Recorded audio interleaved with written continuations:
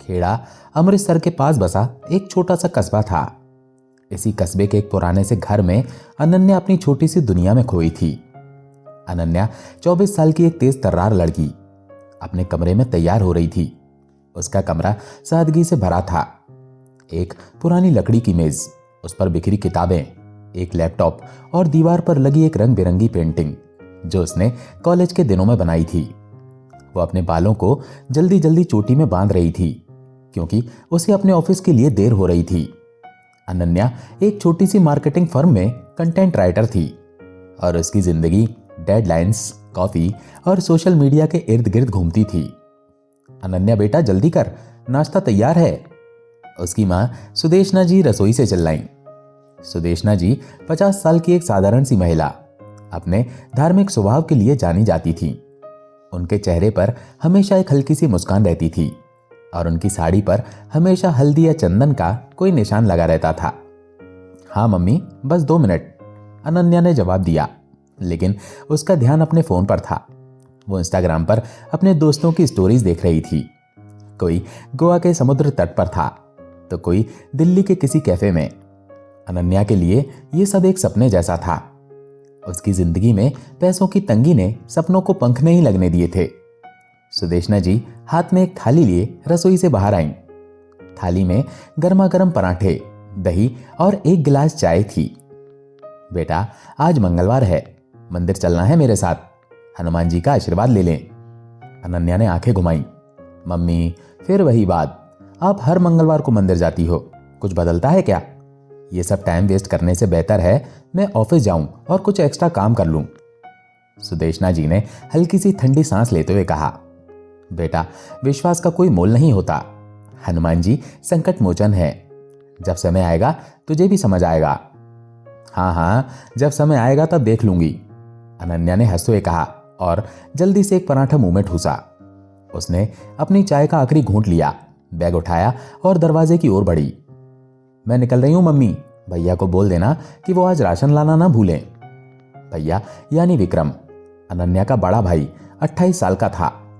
उनके पिताजी का देहांत 5 साल पहले एक सड़क दुर्घटना में हो गया था और तब से विक्रम ही परिवार का सहारा था। पिताजी की छोटी सी कपड़े की दुकान थी जो अब विक्रम संभालता था, लेकिन दुकान से होने वाली कमाई इतनी नहीं थी कि परिवार का खर्च ठीक से चल सके। विक्रम का सपना था कि वो एक छोटा सा ट्रांसपोर्ट बिजनेस शुरू करे, लेकिन पूंजी की कमी ने उसके सपनों को रोक रखा था।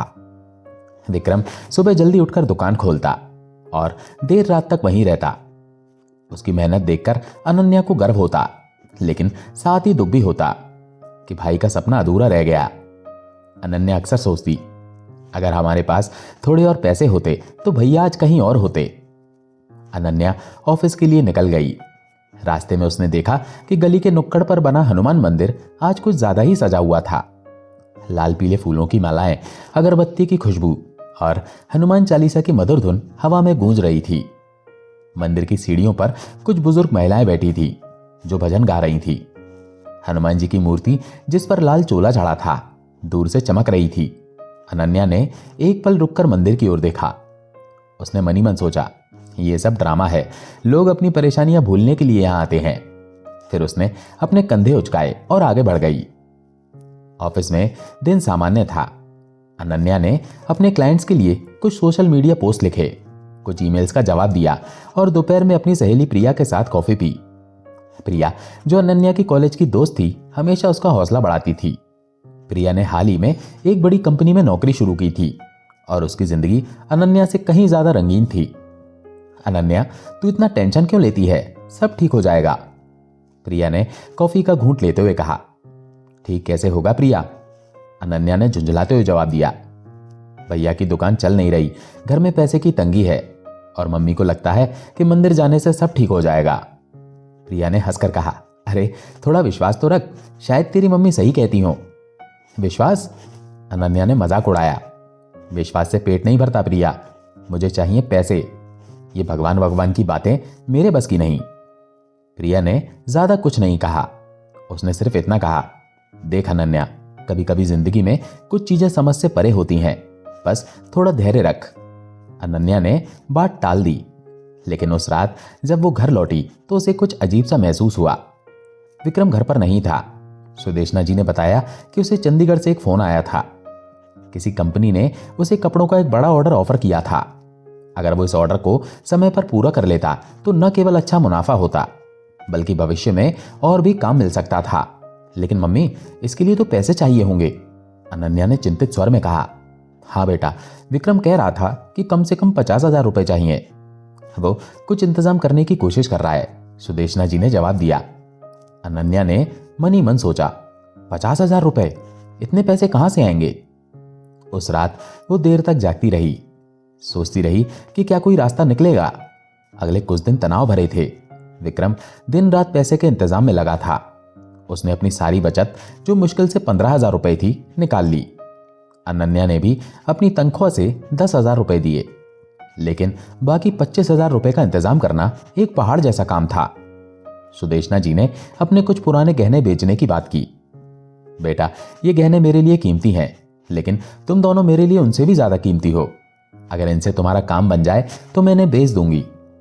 विक्रम ने सिर हिलाया। नहीं मां, ये गहने पापा की आखिरी निशानी है, मैं इन्हें नहीं बेचने दूंगा। मैं कुछ और रास्ता निकाल लूंगा। परिवार ने रिश्तेदारों और पड़ोसियों से मदद मांगने की कोशिश की। अनन्या ने अपने कुछ दोस्तों को भी फोन किया, जिनमें प्रिया भी शामिल थी, लेकिन हर जगह से निराशा ही हाथ लगी। कुछ लोग हंसकर टाल गए तो कुछ ने साफ मना कर दिया। अनन्या के एक दूर के चाचा, जो अमृतसर में रहते थे, उन्होंने कहा, बेटा, हमारी भी हालत ठीक नहीं है, तुम कोई और रास्ता देखो। गली का एक साहूकार मंगल सिंह पैसे देने को तैयार हुआ। मंगल सिंह खेड़ा में अपनी सख्त शर्तों और ऊंचे ब्याज के लिए कुख्यात था। उसने विक्रम से कहा, पैसे तो मैं दे दूंगा, लेकिन ब्याज 20% होगा, और अगर समय पर पैसे नहीं लौटाए तो तुम्हारी दुकान मेरे नाम करनी होगी। विक्रम ने गुस्से में जवाब दिया, हम बेकारी नहीं है मंगल जी, आपकी शर्तें हमें मंजूर नहीं। मंगल सिंह ने हंसते हुए कहा, देख लो विक्रम, बाद में मत कहना कि मैंने मौका नहीं दिया। अनन्या को मंगल सिंह की बातें सुनकर गुस्सा आया। उसने विक्रम से कहा, ये लोग हमारी मजबूरी का फायदा उठाना चाहते हैं भैया, लेकिन हम हार नहीं मानेंगे। विक्रम ने हिम्मत दिखाई। तू चिंता मत कर अनन्या, मैं कुछ न कुछ इंतजाम कर लूंगा। लेकिन दिन बीतते गए और कोई रास्ता नहीं दिख रहा था। अनन्या ने अपने ऑफिस में कुछ एक्स्ट्रा काम किया ताकि थोड़े और पैसे जोड़ सके, लेकिन उसकी तनख्वाह इतनी नहीं थी कि वो 25,000 रुपए का इंतजाम कर पाए। सुदेशना जी हर रात हनुमान चालीसा पढ़ती और प्रार्थना करती, लेकिन अनन्या को उनकी यह आदत अब और चिढ़ाने लगी थी। मम्मी, आप हर रात ये किताब पढ़ती हो, लेकिन क्या बदला? भैया अभी भी परेशान है और हमारे पास पैसे नहीं हैं, अनन्या ने एक रात झुंझलाते हुए कहा। सुदेशना जी ने शांत स्वर में जवाब दिया, बेटा, प्रभु की मर्जी के बिना कुछ नहीं होता, वो जब चाहते हैं तब रास्ता दिखाते हैं। रास्ता? अनन्या ने तंज कसते हुए कहा, मम्मी, रास्ता हमें खुद निकालना पड़ता है, आपके हनुमान जी बैठकर हमारी मदद नहीं करेंगे। सुदेशना जी चुप रहीं। उन्होंने सिर्फ इतना कहा, बेटा, एक दिन तुझे भी उनके दर्शन होंगे। आखिरकार विक्रम ने अपनी बाइक, जो उसकी सबसे कीमती चीज थी, 30,000 रुपए में गिरवी रख दी। ये बाइक उसने अपनी पहली कमाई से खरीदी थी और ये उसके लिए सिर्फ एक वाहन नहीं बल्कि उसकी मेहनत और गर्व का प्रतीक थी। उसने अनन्या और सुदेशना जी से वादा किया, मैं चंडीगढ़ जाकर ये ऑर्डर पूरा करूंगा और जल्दी ही पैसे लौटाकर अपनी बाइक वापस ले लूंगा। विक्रम चंडीगढ़ चला गया। पहले 2 दिन सब ठीक रहा। उसने कपड़ा खरीदा और ऑर्डर पर काम शुरू किया। उसने अनन्या को फोन करके बताया, सब ठीक चल रहा है, क्लाइंट खुश है और अगर सब समय पर हो गया तो हमें अच्छा मुनाफा होगा। अनन्या ने राहत की सांस ली। भैया, बस ध्यान रखना और जल्दी घर आ जाना। लेकिन तीसरे दिन विक्रम का फोन आया और उसकी आवाज में घबराहट थी। अनन्या, यहां कुछ दिक्कत हो गई है, क्लाइंट ने पेमेंट में देरी कर दी और मेरे पास जो पैसे थे वो खर्च हो गए, मुझे अभी कुछ दिन रुकना पड़ेगा। अनन्या का दिल बैठ गया। भैया, तुम्हारे पास खाने के लिए भी पैसे नहीं हैं और वापस कैसे आओगे? चंडीगढ़ कोई हमारा कस्बा थोड़े है, वहां तो कोई जान पहचान भी नहीं है। विक्रम ने हिम्मत बनाई। तू चिंता मत कर, मैं कुछ ना कुछ इंतजाम कर लूंगा। लेकिन उसकी आवाज में घबराहट साफ थी। उस रात अनन्या सो नहीं पाई। वो अपने कमरे में टहल रही थी, बार बार विक्रम का नंबर मिला रही थी, लेकिन उसका फोन बंद था। सुदेशना जी अपने कमरे में हनुमान चालीसा पढ़ रही थी। उनकी आवाज धीमी लेकिन स्थिर थी। अनन्या ने मां की ओर देखा। मम्मी, ये पाठ पढ़ने से क्या होगा? भैया वहां भूखे प्यासे हैं और तुम यहां मंत्र जप रही हो। सुदेशना जी ने किताब बंद की और अनन्या के पास आई। बेटा, जब सारी राहें बंद हो जाएं तो एक ही रास्ता बचता है, प्रभु की शरण। चल मेरे साथ मंदिर चल। मम्मी, अब रात के 9 बज रहे हैं, मंदिर बंद हो गया होगा। अनन्या ने बहाना बनाया। खेड़ा का हनुमान मंदिर कभी बंद नहीं होता। वहां प्रभु 24 घंटे अपने भक्तों के लिए मौजूद है, सुदेशना जी ने दृढ़ता से कहा। अनन्या अनमने मन से तैयार हो गई। दोनों मां बेटी घर से निकली। रात का सन्नाटा था और गलियों में सिर्फ कुत्तों के भौंकने की आवाज थी। मंदिर ज्यादा दूर नहीं था, बस 5 मिनट की पैदल दूरी पर था। जैसे ही वे मंदिर के पास पहुंची, अनन्या को एक अजीब सी शांति महसूस हुई। मंदिर की घंटियों की हल्की सी आवाज, अगरबत्ती की खुशबू और हनुमान जी की मूर्ति पर लाल चोले की चमक ने उसे एक पल के लिए सब कुछ भुला दिया। मंदिर में कदम रखते ही अनन्या का मन अजीब सी शांति से भर गया। रात का समय था, लेकिन मंदिर में एक हल्की सी रौनक थी। कुछ भक्त अभी भी वहां बैठे थे। कोई हनुमान चालीसा पढ़ रहा था तो कोई मूर्ति के सामने सिर झुकाए प्रार्थना कर रहा था। हनुमान जी की मूर्ति, जिसके हाथ में गदा और कंधे पर राम लक्ष्मण की मूर्तियां थीं, अनन्या को अपनी ओर खींच रही थी। मूर्ति के चेहरे पर एक ऐसी मुस्कान थी जो मानो कह रही हो, मैं हूं, डरने की जरूरत नहीं। सुदेशना जी ने अनन्या का हाथ पकड़ा और उसे मूर्ति के पास ले गईं। बेटा, दिल से मांग, प्रभु सब सुनते हैं। अनन्या चुपचाप हनुमान जी के सामने बैठ गई। उसने अपनी आंखें बंद की और बिना कुछ सोचे अपने दिल की बात कह दी। हनुमान जी, मैं नहीं जानती कि आप हैं या नहीं। मैंने कभी आप पर विश्वास नहीं किया, लेकिन आज मेरे पास कोई और रास्ता नहीं है। मेरे भैया मुसीबत में हैं। हमारे परिवार का सब कुछ दांव पर लगा है। अगर आप सचमुच संकट मोचन हैं तो हमें इस मुसीबत से निकालें। मैं आपसे कुछ नहीं मांग रही, बस मेरे भैया को सही सलामत घर लौटा दें। उसके गालों पर आंसू बह रहे थे। वो रोते रोते कांप रही थी। सुदेशना जी ने उसका कंधा थपथपाया और हनुमान चालीसा की किताब खोली। दोनों ने मिलकर पाठ शुरू किया। अनन्या को शब्दों का ज्यादा मतलब नहीं समझ आ रहा था, लेकिन हर पंक्ति के साथ उसका मन हल्का हो रहा था।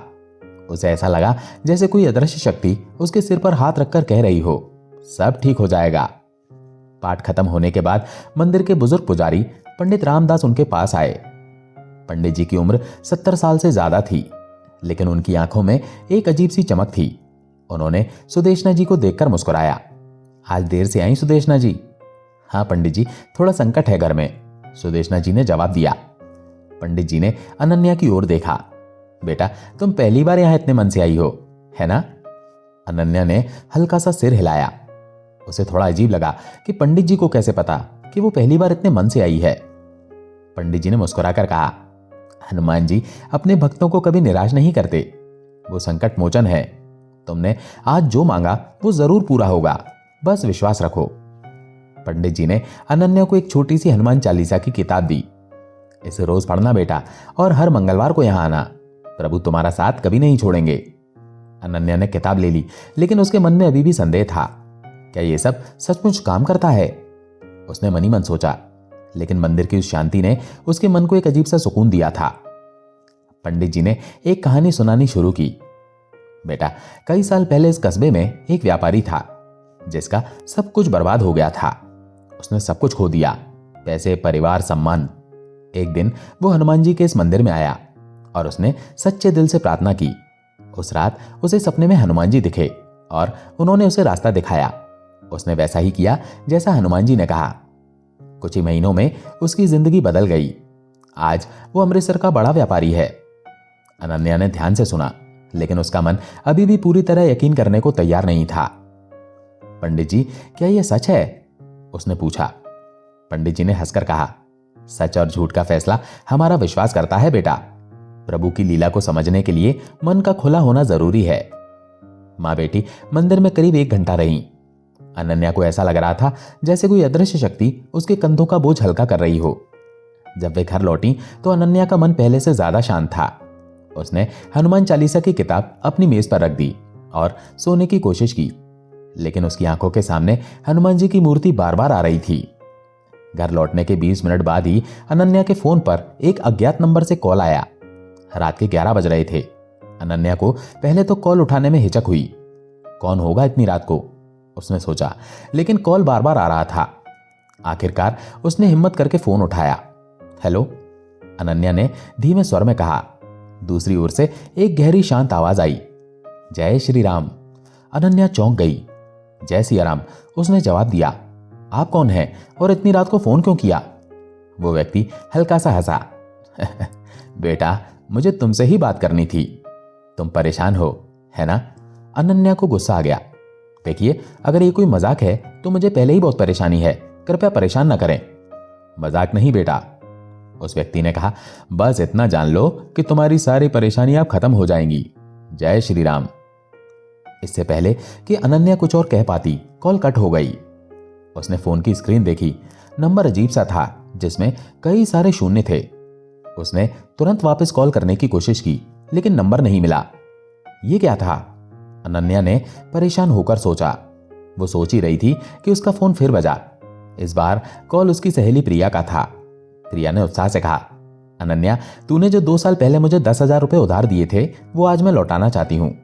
मेरी जॉब में बोनस मिला है और मैं चाहती हूँ कि तेरा पैसा तुझे वापस मिल जाए। अनन्या को अपने कानों पर यकीन नहीं हुआ। प्रिया, तू सच कह रही है? हाँ यार, मुझे तेरा अकाउंट नंबर दे, मैं अभी ट्रांसफर करती हूँ। 5 मिनट के अंदर अनन्या के खाते में 10,000 रुपए आ गए। उसकी आंखों में आंसू थे। उसने तुरंत वो पैसे विक्रम को ट्रांसफर किए ताकि वो चंडीगढ़ से वापस आ सके। अगले दिन विक्रम घर लौट आया। उसने बताया कि क्लाइंट ने पेमेंट कर दिया था और ऑर्डर भी पूरा हो गया था। अनन्या, तुझे नहीं पता, जैसे ही तेरे पैसे आए मेरी सारी टेंशन खत्म हो गई। मैंने खाना खाया, टिकट लिया और सीधा घर चला आया। अनन्या ने उस रहस्यमय कॉलर की बात सोची। उसने अपने फोन की कॉल लिस्ट चेक की, लेकिन वो नंबर गायब था।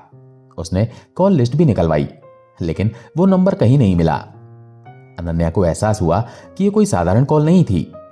क्या वो हनुमान जी थे? उसने सोचा। उस रात अनन्या ने हनुमान चालीसा की किताब खोली और पहली बार अपने मन से पाठ किया। हर पंक्ति के साथ उसे एक नई शक्ति महसूस हो रही थी। उसने मंदिर की उस मूर्ति को याद किया और उसे लगा जैसे हनुमान जी की मुस्कान उस पर बरस रही हो। विक्रम ने अनन्या से पूछा, तू ठीक है ना? तुझे कुछ हुआ है क्या? तू आज कुछ बदली बदली सी लग रही है। अनन्या ने मुस्कुराकर कहा, हाँ भैया, मैं ठीक हूं। बस अब मुझे यकीन हो गया कि कोई है जो हमारी हर पुकार सुनता है। विक्रम ने हंसकर कहा, लगता है मम्मी की बातें तुझ पर असर कर गईं। लेकिन अनन्या जानती थी कि ये सिर्फ मम्मी की बातें नहीं थी, ये हनुमान जी की कृपा थी जिसने उसके मन को बदल दिया था। विक्रम की वापसी के बाद घर का माहौल बदल गया। ऑर्डर से मिले मुनाफे से विक्रम ने अपनी बाइक छुड़ा ली। उसने धीरे धीरे अपना ट्रांसपोर्ट बिजनेस शुरू किया। पिछले कुछ महीने मुश्किल थे, लेकिन उसकी मेहनत रंग लाई। चंडीगढ़ की कंपनी ने उसे और ऑर्डर दिए और उसका बिजनेस धीरे धीरे चल पड़ा। अनन्या अब हर मंगलवार को मंदिर जाने लगी। वो हनुमान चालीसा रोज पढ़ती थी और उसे हर पंक्ति में एक नई शक्ति महसूस होती थी। उसने अपने कस्बे में हनुमान जी की भक्ति का प्रचार शुरू किया। उसने एक छोटा सा भक्ति समूह बनाया जिसमें गांव की दूसरी लड़कियां भी शामिल हुईं। हर मंगलवार को वे मंदिर में इकट्ठा होती, हनुमान चालीसा पढ़ती और भजन गाती। अब अनन्या का स्वभाव भी बदल गया। पहले वो छोटी छोटी बातों पर चढ़ जाती थी, लेकिन अब वो हर स्थिति में शांत रहने लगी। उसने अपने ऑफिस में भी बेहतर काम करना शुरू किया और उसका बॉस उसकी तारीफ करने लगा। एक दिन अनन्या को प्रमोशन मिला और उसकी तनख्वाह बढ़ गई। उसने पहली तनख्वाह से मंदिर में एक छोटा सा दान दिया। एक दिन अनन्या मंदिर में पंडित रामदास से मिली। उसने उन्हें अपनी कहानी सुनाई। पंडित जी ने मुस्कुराकर कहा, बेटा, ये हनुमान जी की लीला है। वो अपने भक्तों को कभी अकेला नहीं छोड़ते। तूने सच्चे दिल से उन्हें पुकारा और उन्होंने तेरी पुकार सुन ली। अनन्या ने पूछा, पंडित जी, वो कॉलर कौन था? क्या वो सचमुच हनुमान जी थे? पंडित जी ने हंसकर कहा, बेटा, हनुमान जी अपने भक्तों तक किसी भी रूप में पहुंच सकते हैं। शायद वो कोई दूत था, शायद स्वयं प्रभु, लेकिन जो भी था उसने तुझे रास्ता दिखाया। अनन्या ने आसमान की ओर देखा। उसे लगा जैसे हनुमान जी की मुस्कुराहट उस पर बरस रही हो। उसने मनी मन कहा, जय श्री राम, जय हनुमान। समय के साथ खेड़ा में अनन्या की कहानी मशहूर हो गई। मंगल सिंह, जो पहले उनकी मजबूरी का फायदा उठाना चाहता था, अब उनके सामने सिर झुकाता था। उसने एक दिन विक्रम से माफी मांगी और कहा, मैंने तुम्हारा अपमान किया था, लेकिन तुम्हारे विश्वास ने मुझे भी बदल दिया। अनन्या ने अपने भक्ति समूह को और बड़ा किया। उसने मंदिर के पास एक छोटा सा पुस्तकालय बनवाया, जहां हनुमान चालीसा और रामायण की किताबें रखी गईं। उसने बच्चों के लिए मुफ्त पढ़ाई की व्यवस्था भी शुरू की, ताकि गांव के बच्चे बेहतर भविष्य बना सकें। 1 साल बाद विक्रम का बिजनेस इतना बढ़ गया कि उसने खेड़ा में एक छोटा सा ऑफिस खोल लिया। सुदेशना जी अब पहले से ज्यादा खुश थीं। वो अक्सर अनन्या से कहती, बेटा तूने मेरे विश्वास को सच साबित कर दिया। एक मंगलवार की शाम अनन्या, सुदेशना जी और विक्रम मंदिर में बैठे थे। हनुमान चालीसा की धुन हवा में गूंज रही थी। अनन्या की आंखें बंद थीं और वो मनी मन प्रभु को धन्यवाद कर रही थी। उसे याद आता है कि कैसे 1 साल पहले वो नास्तिक थी और कैसे हनुमान जी ने उसका जीवन बदल दिया। वो धीरे से मुस्कुराती है और कहती है, हनुमान जी आपने मुझे सिर्फ संकट से नहीं निकाला, आपने मुझे जीवन का असली मतलब समझाया।